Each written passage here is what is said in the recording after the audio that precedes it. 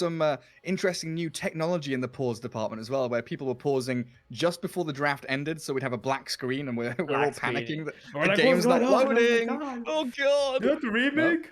Do we it's have to just a pause. remake? Yeah. You're used to it. You know, scrims are way worse, scary. Sometimes, Oh really? you know, you're like waiting 10 minutes for a scrim for everybody to join. No. Sometimes the game starts and someone's in the bathroom or something. It's just ridiculous. Like, normally a scrim, you know, you play 2 games. It should take, you know, 2 hours at most. It'll take like 3, sometimes 3.5. Yikes. Yeah. That's not good. What are Infinity up to then? So Phoenix is going to be that laner with the Centaur then, it looks like. That's going to put Sexy Yogi in that bottom lane. So you're going to have... I guess that makes sense when you've got Wraith King who has a stun. Having a Dark Willow there is just going to aid you out that little bit extra. And now, I love the fact that both of these lanes are prime candidates for PP's rotations. Like, Void Spirit loves to rotate into these two side lanes. As NoPing smoke, it gets popped out by Infinity. They don't want to break up the ramp just yet. So NoPing, they won't get anything off the back of it. Yeah, it's gonna back off. Just looking for a potential first blood with the gush. You got the Arctic Burn into arrow and cold snap. It's a lot of level 1 damage. 30 seconds to But battle. you don't want to be running into potentially 5 heroes sitting on that hill when your smoke breaks. Dark Margot doing the sneaky little move, but no Observer Wards placed yet. PP, like we saw in Game 1, likes to hold on to that Observer Ward for as long as possible. Maybe this time he won't get spotted as he places it. You know, Gary, last game we talked a lot about NoPing's draft and how it's not who they are. But we didn't really give enough credit to Infinity because they played very, very well. Like, that was some exquisite South American gameplay. That's a good word. That was perfect. It was a clinic, right? It was literally the Medusa game for Burner Burner. Did he even die? No, I don't think so, right? he did not die. 707. Yeah, unkilled. It was And it's also that absolute beast. element of like giving them a taste of their own medicine, right? Because Exactly. NoPing went what did they went like 9 out of 10 games on Medusa. They were like unbeaten for 9 games in a row or something in DPC. Like a ridiculous. They won every game. They were undefeated until the major. On Dusa, yeah. Maybe that's what it was, you know? They lost with their Dusa and then bam, you know, confidence just went down there. And it was their first game at the major as well. Yeah. It was against Quincy Morale Crew. busted. Yep. I'm like, I've been playing this game for a long time, Gary, and I've lost a lot of tournaments. I've bombed down a lot of tournaments, and it's really, really demoralizing. It's just like, especially when you're going into that LAN after beating everybody else in your region, and then you just like get outclassed somehow, or like out macroed on the map. It makes you rethink everything. And then when you go back home, you know, you're like, we gotta change this, we gotta change that, because we can't beat these teams if we don't do that. And then all these other guys, they're just like playing their normal Dota, and you're like taking yourself a step down just so you can evolve, right? But then while you're doing that, you're kind of in this like purgatory place where you could lose against teams that you normally shouldn't be. Because that Medusa was, I mean, HFN, that playstyle is just like a core tenet of their belief system, right? It's as though their religion is that HFN Medusa, and all of a sudden you go to the major and teams are telling you your god's not real, and it's kind of soul breaking for them. It really was. It really, really was. And we know that NoPing, you know, they could be a little bit emotional, and some things could go wrong. And when you got emotional players, like, those things can be tenfold, right? The effect that it has on your team. Yeah, especially after some of the things that we had. It was the Beast Coast NoPing series right at the end, right? The tiebreakers. 20-minute GG when you've been ahead for 19 of that 20 minutes. And it was a Panda Boo Winter Wyvern in that game as well. Oh no! Oh no! Flashbacks. I'm sure he's steadied the ship. He's righted himself. He'll be fine in this one for sure. Especially after we saw at the major this Holy Locket Wyvern with the Cold Embrace level 10 talent. Absolutely bonkers stuff. He did not play any Winter Wyverns at all during the major. Mostly saw him play Abaddon, Apparition. He actually exclusively played Abaddon and Apparition. That's it. He didn't play anything else. He didn't bring out his Viper 5? No, he did not. And because it was kind of funny. Beast Coast played the Viper 5, and NoPing yeah. didn't. So what happened was, EG, it was either banned or the other team first picked the Viper. So that's why he couldn't play his Viper 5. So like 4 games was banned. Quincy first picked it 2 games. I don't know what I was expecting. What is going on, guys? What is this?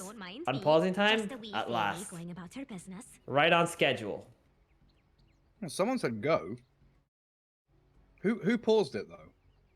I've lost track because of all the chat wheel spam. Mareska's come out to talk a bit. I didn't know what I was expecting. Right, Matthew says go. We can get underway. Game 2 here. Infinity up against NoPing. We just saw that smoke fail out from NoPing. Couldn't really get them any information. They'll just return themselves back down to the bottom bounty runes. And Observer Ward there, I believe, placed from the fog. So not scouted out by Panda Boot. Are they going to get 3 here? I thought Arston might be able to grab that one, but it's actually 3 for NoPing. Yeah. Alright, Panda Boo. I mean, Arston, he decided not to skill up his hoof stomp. Burna tipping him. He's like, you ass. Why didn't you get us that second rune? It really should have been a guaranteed one. He even walked past the rune. Exactly. I think the pause might have just unsettled him. Yeah, he might have been scared or something of a potential Mirana arrow. He's like trying to dodge and nah. True that. Well, bottom lane. Oscar and Matthew. We've got Anchor Smash level 1. Arrow connects onto Burna because that Anchor Smash and a bit of damage onto the Wraith King. Oh no. Already a good push forward from NoPing with a range creep deny as well. And both of these side lanes are going to be real brawl fests, aren't they? Like Tide Mirana against Wraith King Willow. Tons of disables and damage. And then top lane, Terrorblade just getting punched and clicked down with the Fire Spirits and the Stomps. Everybody's burning through their early regen at a frantic pace. Yep, and HFN going for the Reflection level 1. We've been seeing this more and more of. Not going for the meta. It's just so nice to zone out your opponent for like 5 seconds. Oh, that's a lot of damage onto HFN. They do have a healing salve though. Oh, they're gonna hit level 2 first on Infinity. If Aplona gets this Icarus dive, they might just actually dive NoPing here. Panda salves himself. And this creep wave is pushing onto tower as well, so it's not just hitting level 2, but also shoving wave under HFN's tower. And Panda Boo gets the Arctic Burnout. This is a dangerous position to be in though as NoPing. And Arslan holding on to his second point. I'm not going to go for the aggressive move. A crazy amount of HP regen under the tower, so he is still healthy. And Panda Boot just wanted to be full, be able to fight if Infinity do decide to dive. Because the big camp is blocked, Panda Boot is not worried about having to go there and stop this Phoenix from pulling. True. Yeah. How about mid lane? I mean, it's literally the same exact lane as last game. We can ignore this lane. The entirety of the game is gonna be this. It's probably the same result. And he's doing a bit better though. He's got 6 denies this time around, 2 minutes in. That's a pretty big difference already. This is more of what I expected from this matchup. I feel like game 1, Dark Margot had a really good lane in this Invoker against Void Spirit matchup. And this time around, PP is kind of playing it as it's meant to.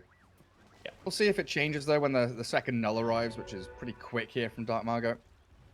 No, just... It looks like top lane, everything got dewarded, right? Radiant got the sentry into that small camp, dewarded the large camp, so now Infinity can think about pulling off to the side. But it hasn't really stopped TV from farming. Still has himself 14 last hits. Arslan also has Retaliate level 2 skilled up. This is not how I expected Arslan to actually skill in this lane.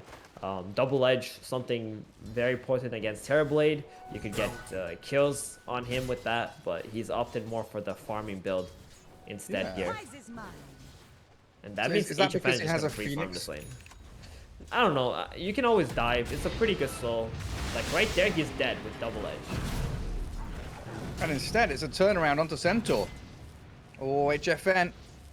He didn't want to go aggressive there.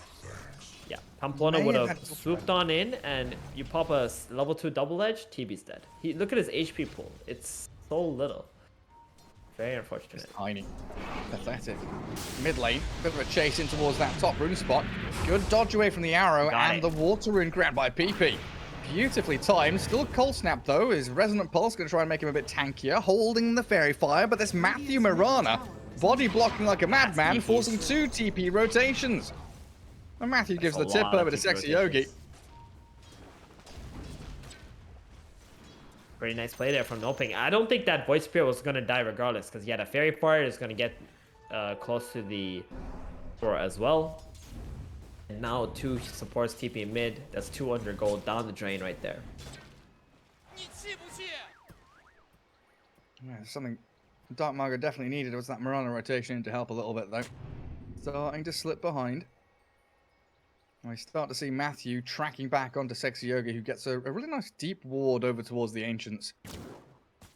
See if Matthew is able to figure this one out. Should get off a couple of good stacks. Observer ward doesn't block them, while top lane, Pamplona and Arzen have gone diving behind this tier 1, but Pandaboo's there with a salve onto HFN. A Splinter Blast on the Phoenix. And everything settles down. He's gonna have to go die to the tower here. That's alright, he'll get a free one now. That still means free farm time for HFN. I feel like bottom lane we've kind of ignored for the most part, haven't we? Yeah, we have. And that's because Tidehunter, he's not going to be dying here. There's not any threat on him. Sexy Yogi, though. Yeah, on the other hand, that Starstorm, the Gush, the leap forward. Matthew stunned with a Wraithfire Blast, but Burner now the one in danger himself. Another Gush, Oscar Anchor smashes him, and this Wraith King in trouble. He's being bothered by Matthew's rotation, who gets a double kill on the Mirana. What a perfect time to go down to that bottom lane. And Arzen top lane also getting wrecked here. Oh yeah, it's NoPing all the way. Yeah. Both of these side lanes looking incredibly hot. And looking good for him. Yeah, exactly. I'll tell you one thing, Gary. I did not expect this TB Winter Wyvern lane to go this well for them. I really don't think this is how well this lane should be going for NoPing, but they're getting it done. Bottom lane, the Tidehunter, that is to be expected because it's such an incredible matchup against the Wraith King. So he's free farming all 3 lanes for NoPing. So much better than game 1. Yeah, and Sexy Yogi, yet again being chased out by Matthew. Tries the Shadow Realm damage, maybe a courier snipe on the way out there. But Matthew picks up a killing spree. Guarding up these bounty runes and roaming around beautifully on this Mirana. Arzen. Centaur down to about half health. Pandaboo, Arctic burning him back. Again, it's all about sustaining HFN in that lane, keeping him hitting creeps. And it's going to be asked, what's the remedy here for Infinity? If all of your lanes are starting to bleed out, and you know that TB is the god king of this game, he is the ultimate carry. Your timing, you've got to hit it pretty hard, but Dark Mago rotates top now, and he's going to stop Arzen from getting anywhere near his space-making items. Doesn't even have Vanguard 7 minutes in.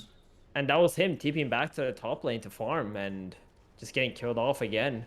They know he can't escape in any way by TPing out. It's going to have to be PP. PP has to make so many plays, get so many things done. But HFN, he's ready to go into the jungle. He's level 6, free farm, he's got treads, he's got raindrops. Like, he's not an easy kill either anymore. He's sitting at about 1000 HP with strength treads.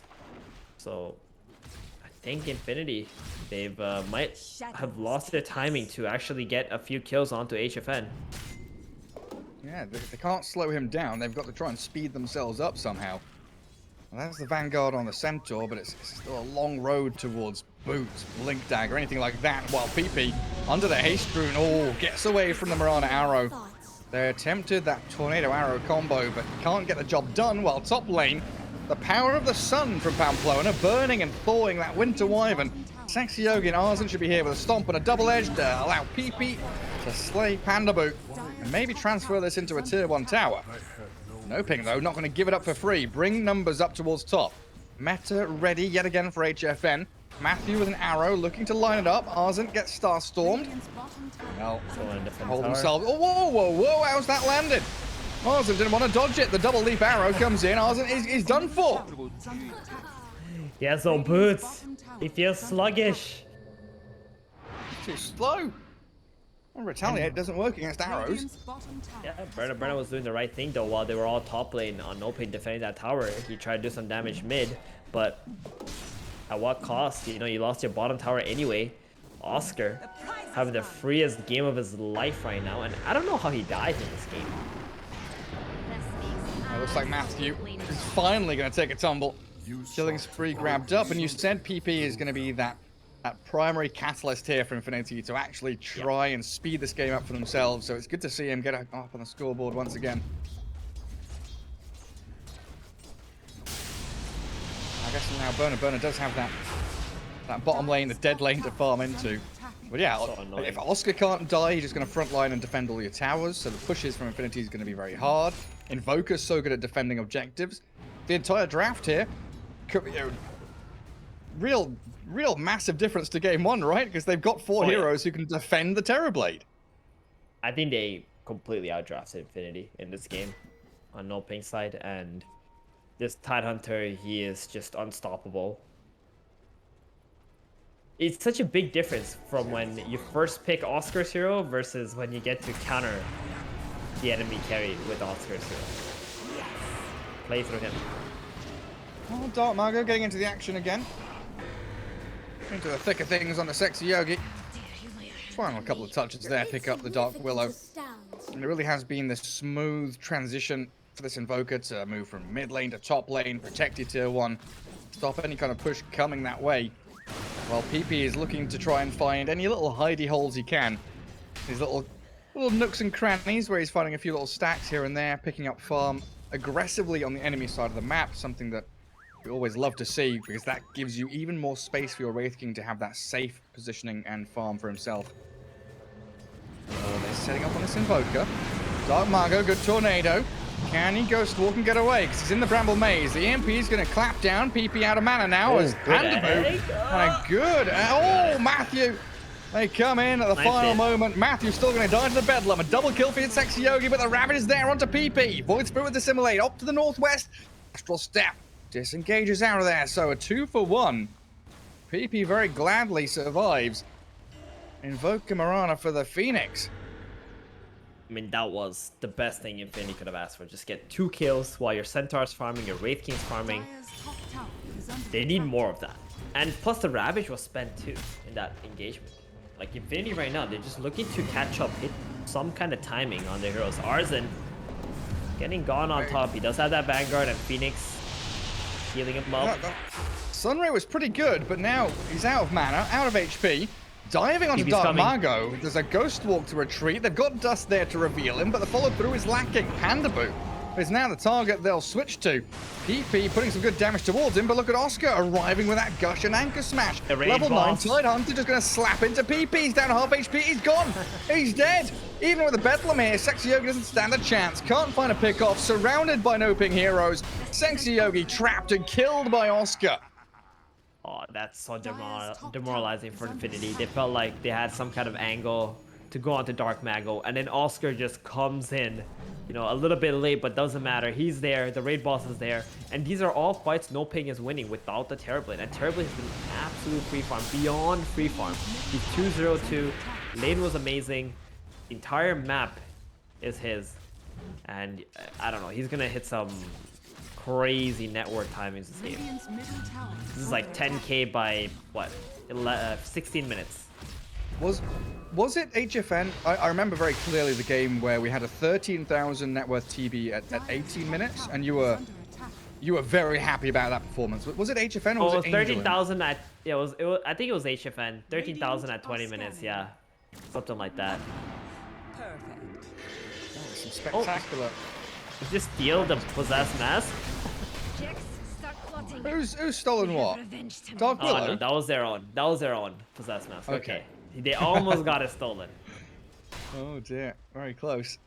Dark Willow dead again.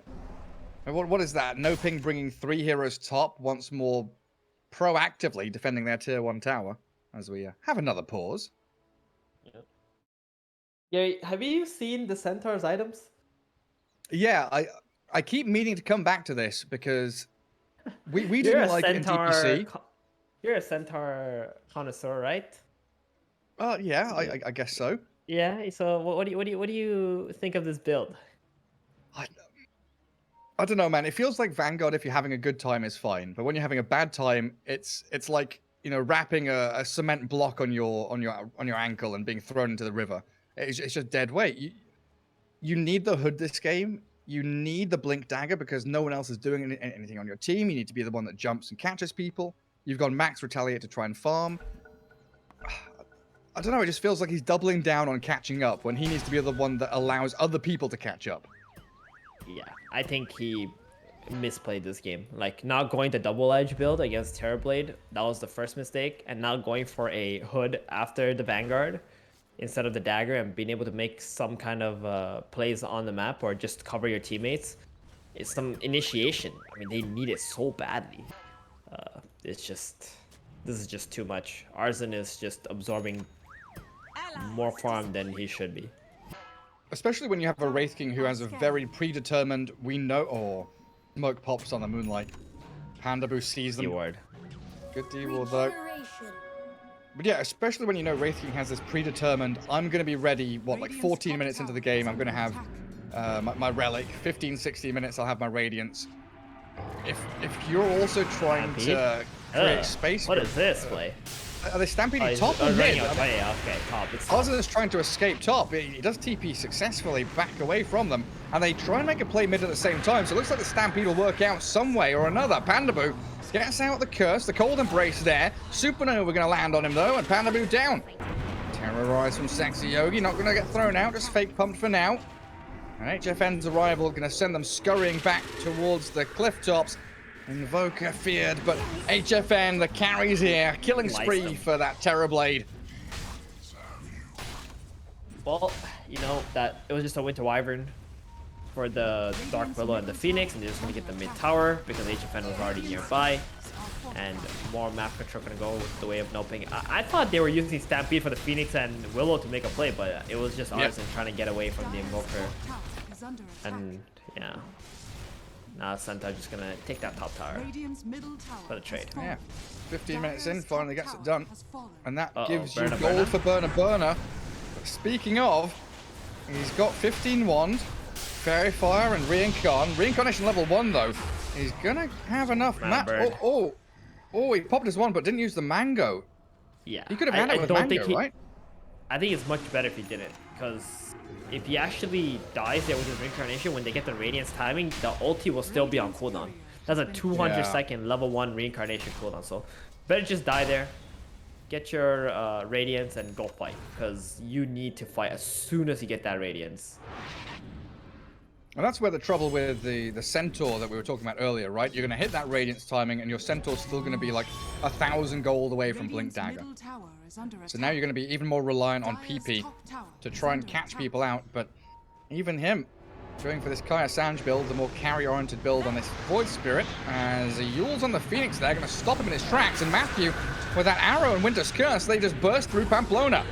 Dark Margot looking for the reinitiation. TP Shadow Realm out from the Willow, gets her away. And PP Astral stepping off to the left means it looks like Infinity just lose the Phoenix. Yeah, they should be okay with that because the meta was also popped there. HFN though, he's just going to use this probably to farm. I don't think they're going to make it to the Roshan and kill it in time before meta runs out. They saw Dark Margot there for a second. Good sentry placed down. Sexy Yogi trying to keep vision in this entire area around the triangle. So yeah, we're what, 1,000 gold away from Blink on Centaur. 60 minutes, he already had 10k net worth on HFN. That is crazy. Listen, he at this rate, he can beat 13k by 20. Absolutely can, yeah. He's huge. Arzen getting initiated on. Doesn't seem like there's any kind of escape as HFN, Sunraid and the Bramble Maze, they're trying to catch him, but he's got Sunder as that backup plan. And Cold Embrace. Level 3. Gets healed up for so much. And he's going to be level 10 soon. Yeah. That talent, Pamplona. 1.5%.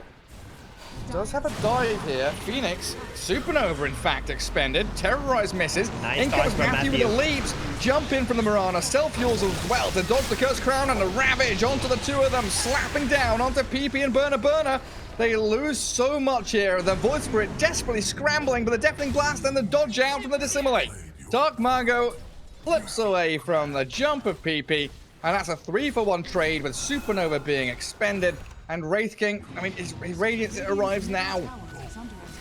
Dude, Matthew destroyed that team fight. Like, all he did was make a sidestep because that Dark Willow was casting the fear, and then he left in afterwards. I think a lot of Marauders would have just stood there or left in and tried to go for the egg right away, but he was so patient. Oh, now a defensive Stampede. It's a good Sunray, though. Dark Mago burnt alive. Pamplona with that level 4 Sunray, even going to go for a dive forward onto Pandaboo. Now the damage over time, Infinity getting it to work. 2 good kills in succession. Oh, can they Roche? Can they do something off the back of this? There's a DD Terrorblade ready to fight in 10 seconds. They've got Moonlight, they've got Meta, they've got double damage TB.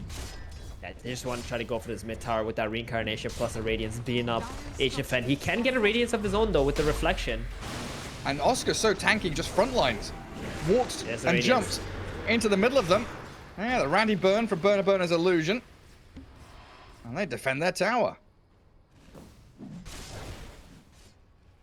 HFN, he just wants to finish his Scotty. It's getting so close. Actually, hold on. There's still a little bit more time left on that DD. Why not go into the pit? Use this DD. They don't have Ravage, but that's okay. And almost got that Nova. It looks like they're just going to give this up. I mean, Sexy Yogi's kind of in position here, but I don't think there's no entry point into that. Dark Willow just arrowed and caught.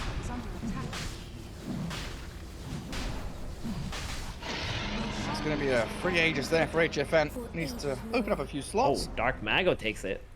Interesting. Why is that then? I don't need this. Maybe they don't plan to go high ground with this Aegis, but I feel like they should. Just go high ground, drop illusions, hit the buildings. You know, Infinity, they need to get through this terribly before they get the backline. But maybe they feel like Dark Mago, he's the one that Infinity is focusing. They're going to use Stampede, the Blink, the Void Spirit. They're going to all in onto the Invoker. Burner. Oh, get away from there, buddy. Might be losing your Phoenix instead. Another Yule's Arrow. Dark Mago's there. Pick off Pamplona. They stampeded forward. Larsen misses his stomp. Pandaboo is going to fly over the trees. Tornado whiffs. PP is behind the Centaur here as that potential to fight from the high ground, but it's all scouted by the Dar Observer Ward.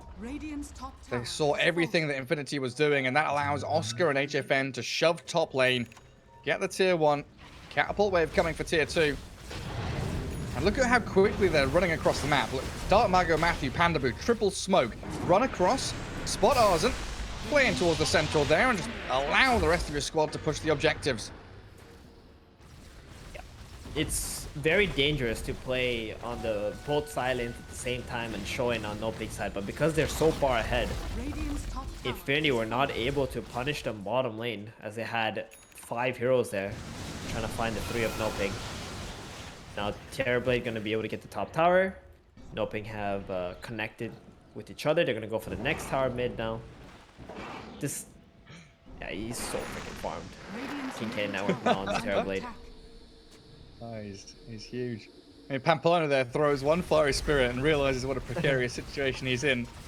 Does dive away, but the speed at which NoPing are just running across the map, blinking aggressively, leaping down the throats of their opponents. Now the line is drawn to push down bottom lane.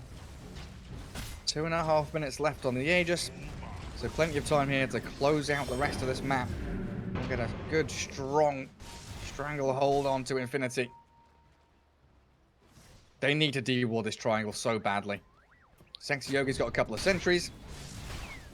Needs that high ground vision with a courier.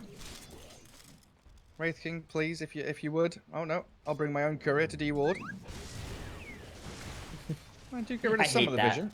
I hate that in pubs, Gary, when like you're a support and you ask your teammate, hey, can you go over this hill with your courier so I can de-ward? And they just ignore it. You're asking me to press buttons? They just think, Wouldn't dare.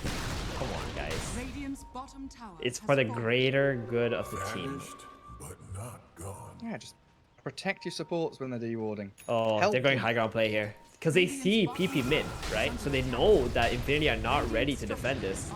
Well, PP also sees Matthew. Wand leap. Oh, another leap. He's out. Oh, no Space. more actual steps. Yeah, so now you're right. High ground. It's been breached. TB And, messes these it up. two. Straight up the ramp. And that tower already brought within inches of its life. Burner can good try use and to get stay in in to front. try and deal Oh with my some God. illusions, but the damage They onto got Wraith Rampage King ready. destroys him, and Burner ravaged in under the waiting arms of HFN. It's a good fear, though. Sexy Yoga with the Terrorize saves the Wraith King's life. Oscar now with a Bedlam on him, but that cold embrace keeps him alive. And Dark Margot will force them back while it looks like PP is going deep. Blink Stomp onto Pandaboo. Winter Wyvern still has the curse, pops the Holy Locket on himself, and a Supernova focused down by the Terrorblade. This should lead into game over, I believe. 2 heroes with no buyback, and there it is. That's 2 quick 20-minute games for both teams, to be honest. I think this game, this looks more like NoPing, right? They got Oh, the sure. very solid draft. The drafting order was much better. You know, getting Oscar, his hero that countered the enemy carry, was like the big factor, in my opinion, at least. Plus, they had